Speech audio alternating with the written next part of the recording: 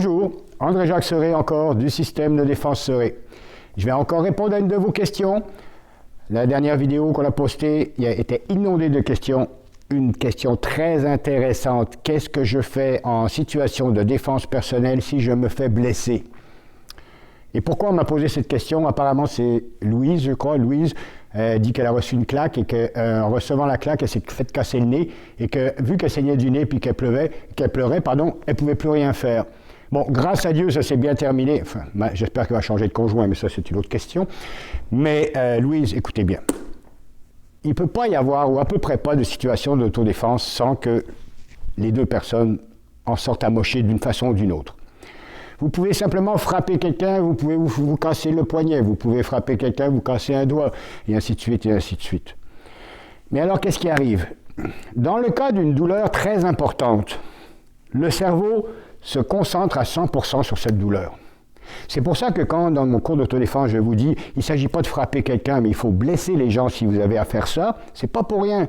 Le cerveau, il va arrêter sur cette blessure, il va arrêter sur cette douleur, et à ce moment-là, vous pouvez partir ou vous pouvez faire autre chose que vous avez à faire.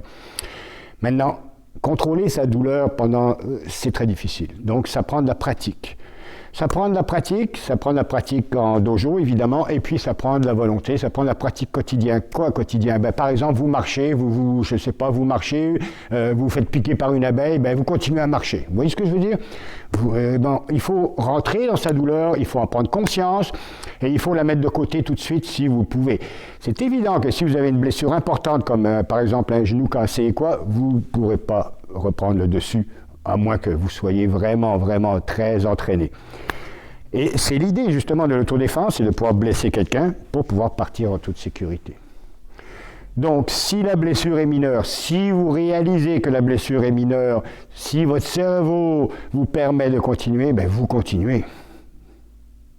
Si la blessure est majeure, vous ne pourrez pas continuer, quoi qu'il en soit.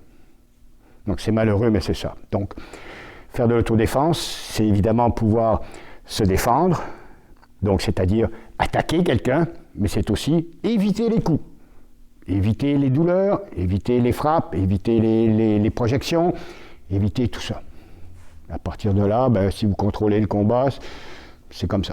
C'est difficile, vous savez, c'est pas... Les gens pensent qu'on va prendre un cours d'autodéfense et puis voilà. Ça, c'est comme les chiens de garde.